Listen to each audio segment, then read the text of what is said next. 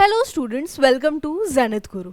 आज के लेक्चर में हम यूकैरियोटिक सेल के बारे में पढ़ेंगे। लास्ट लेक्चर में हमने प्रोकैरियोटिक सेल के बारे में पढ़ा था।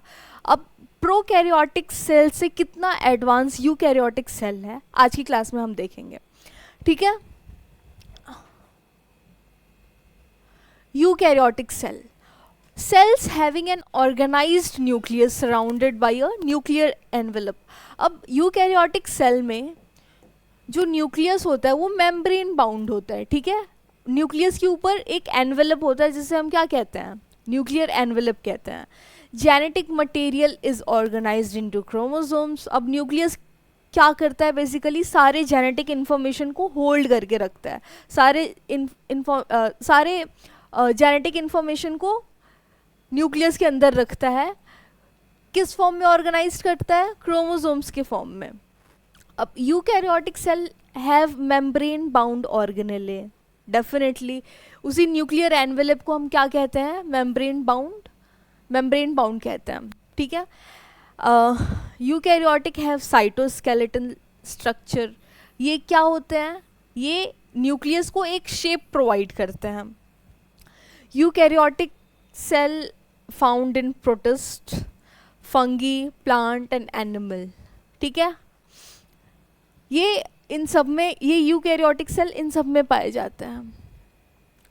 अब यूकैरियोटिक सेल में क्या क्या होता है, अब अगर हम प्लांट सेल और एनिमल सेल की बात करें तो प्लांट सेल और एनिमल सेल में एक ही डिफरेंस है, एक से ज़्यादा डिफरेंस है। जो मेन डिफरेंस है वो क्या है कि प्लांट सेल में सेल वॉल पाया जाता है और एनिमल सेल में कोई सेल वॉल नहीं पाया जाता है।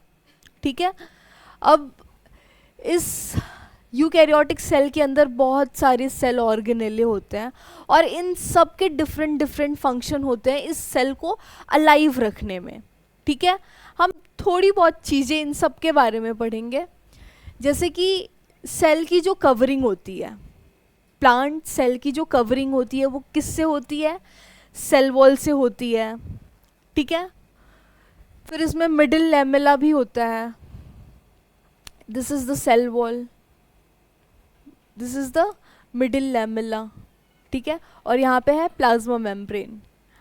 सेल वॉल का क्या फंक्शन होता है, cell wall provides shape, support and protection. Cell wall cell को शेप प्रोवाइड करता है, सपोर्ट प्रोवाइड करता है और प्रोटेक्शन प्रोवाइड करता है। मिडिल लैमेला का क्या काम होता है, middle lamella lies between adjacent plant cells, helps in joining of neighbouring cell. Middle lamella का क्या फंक्शन होता है, वो सेल्स को आपस में जोड़ के रखने में हेल्प करता है। ठीक है। प्लाज्मा मेम्ब्रेन सिलेक्टिवली परमिएबल होता है और जितने भी सब्सटेंसेस हैं जो सेल के अंदर आ रहे हैं, सेल से बाहर जा रहे हैं, उन सबको कंट्रोल करता है। ठीक है। बेसिकली ये जो प्लांट सेल की कवरिंग होती है, सेल वॉल होता है, मिडिल लैमेला होता है, उसके बाद क्या होता है, प्लाज्मा मेम्ब्रेन होता है। Here is the cell wall and यहाँ पे मिडिल लैमेला है, उसके बाद क्या है, प्लाज्मा मेम्ब्रेन है। अब जेनेटिक कंट्रोल किसके पास होता है, न्यूक्लियस के पास होता है। न्यूक्लियस कंटेन जेनेटिक मटेरियल, उन जेनेटिक मटेरियल को हम क्या कहते हैं, डीएनए एंड क्रोमोसोम्स कहते हैं। ठीक है। ये डीएनए इसी क्रोमोसोम के अंदर ही रहता है। Nucleus control cellular activity, definitely. अब ये जो न्यूक्लियस है ना वो मेम्ब्रेन बाउंड होता है। ठीक है। Membrane surrounding nucleus separate nuclear envelope separates nucleus from cytoplasm. अब ये मेम्ब्रेन बाउंड होगा तो ये जो साइटोप्लाज्म है उससे न्यूक्लियस को अलग रखेगा। अब इसके अंदर न्यूक्लियोलस पाया जाता है। ठीक है। इस न्यूक्लियोलस का क्या फंक्शन होता है, ये न्यूक्लियोलस जो है वो राइबोसोम फॉर्मेशन में हेल्प करता है सेल को। ठीक है। राइबोसोम के फंक्शन के बारे में हमने पढ़ा था कि राइबोसोम का फंक्शन क्या होता है, राइबोसोम्स बेसिकली प्रोटीन सिंथेसिस में हेल्प करता है, protein synthesis which is important for our body, क्योंकि हमारे बॉडी में जितने भी हॉर्मोन्स हैं, जितने भी एंजाइम्स हैं, वो किस से बने हुए हैं, वो प्रोटीन से बने हुए हैं। ओके। Endomembrane system. अब सेल के अंदर this is the endomembrane system, ठीक है, ये गोल्जी अपैरेटस है, this is the Golgi apparatus and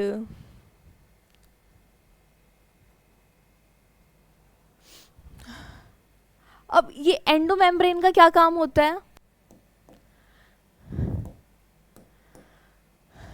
इस एंडोमेम्ब्रेन का क्या काम होता है?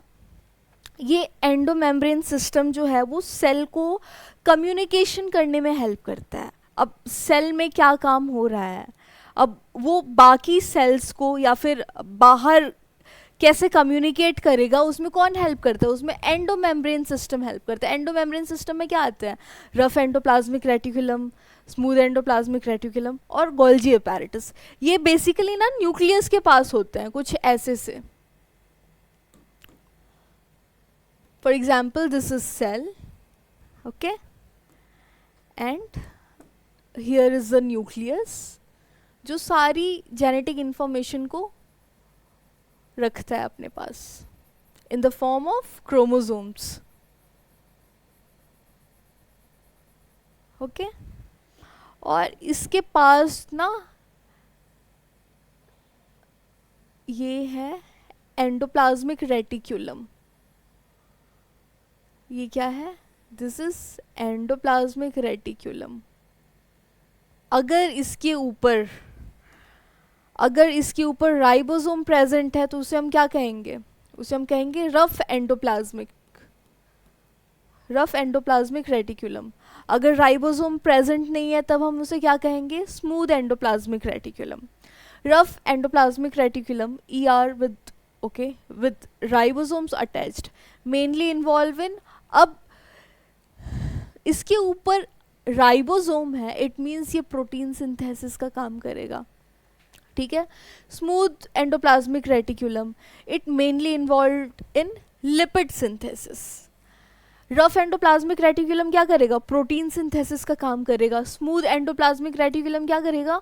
लिपिड सिंथेसिस का काम करेगा। और गोल्जी अपैरेटस का क्या काम होगा? गोल्जी अपैरेटस सेल के अंदर as a delivery guy work कर रहा होता है। ये मॉडिफिकेशन, पैकेजिंग और ट्रांसपोर्ट में हेल्प करता है जितने भी सेलुलर मटेरियल होते हैं, ठीक है।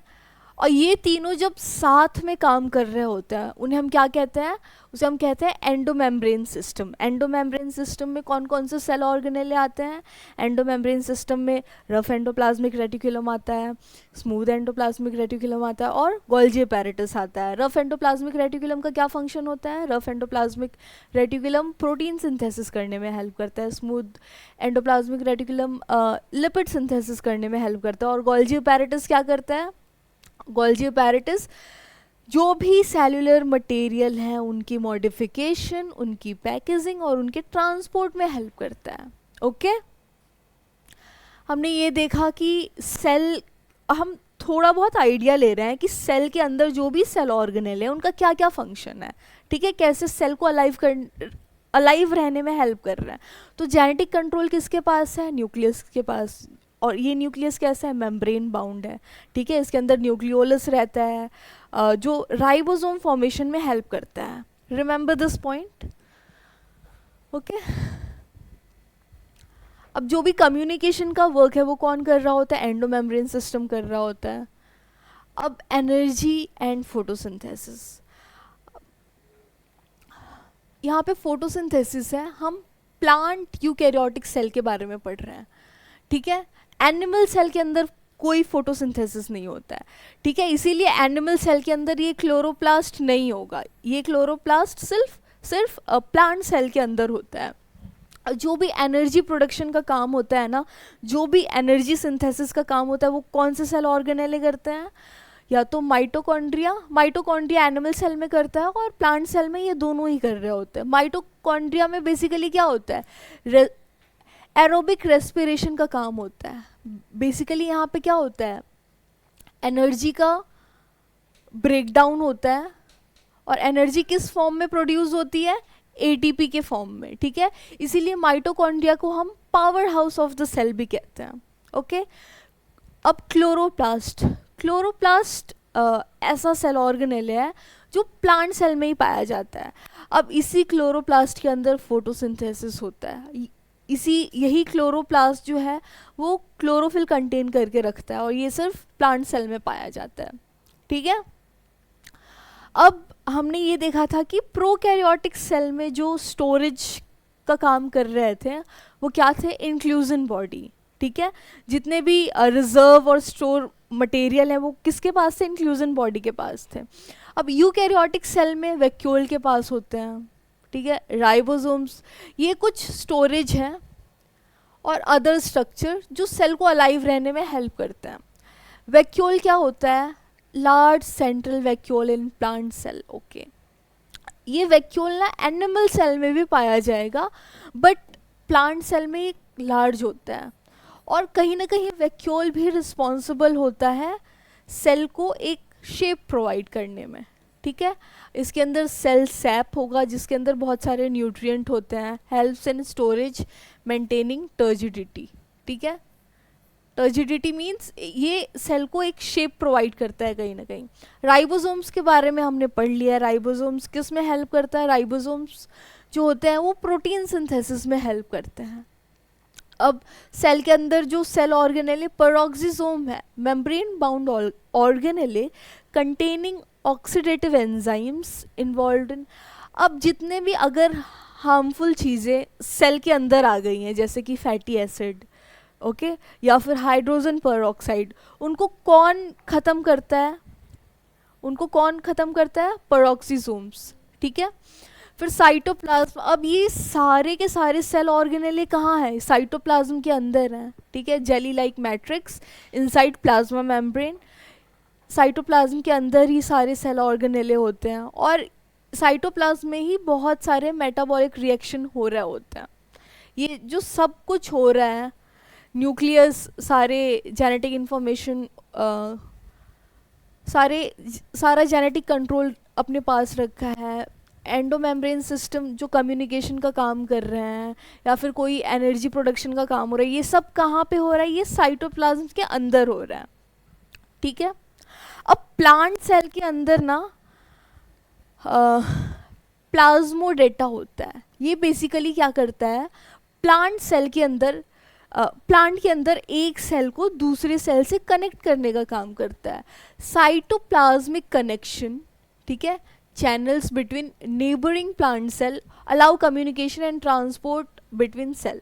अब दो प्लांट के अंदर ना दो सेल किसके थ्रू कम्युनिकेट कर रहे होते हैं, प्लाज्मोडेस्मेटा के थ्रू कम्युनिकेट कर रहे होते हैं। ठीक है, अब प्लांट सेल के अंदर साइटोस्केलेटन भी पाया जाता है जिसके अंदर क्या आता है, माइक्रोट्यूब्यूल्स। ये माइक्रोट्यूब्यूल्स क्या करते हैं, सेल को एक शेप प्रोवाइड करते हैं। ठीक है, and participate in intracellular movement and division.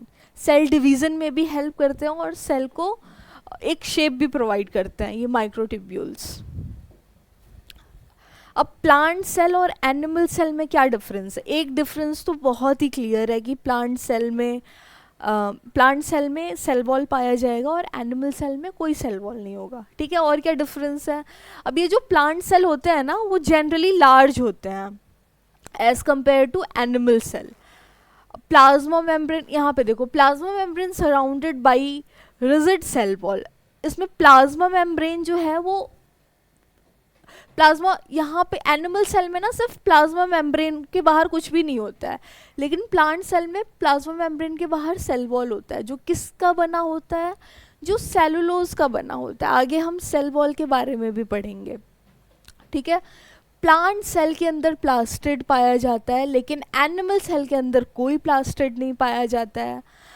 Mature cells usually have a large permanent cell central sap vacuole. हमने पढ़ा था कि वैक्यूल जो है वो सेल के अंदर पाया जाता है। Vacuole are generally small and numerous and temporary. अब वैक्यूल जो है ना वो प्लांट सेल के अंदर बड़ा पाया जाएगा। ठीक है, सेंट्रल सेप वैक्यूल जो परमानेंट होता है, लेकिन एनिमल सेल के अंदर ये यूजुअली स्मॉल होता है और बहुत सारे होते हैं और टेम्पररी भी होते हैं। Golgi apparatus occur as many simpler unit. This line is not important. Has a single highly complex and prominent Golgi apparatus. इसमें ना गोल्जी अपैरेटस जो है वो प्लांट सेल से ज़्यादा एडवांस होता है।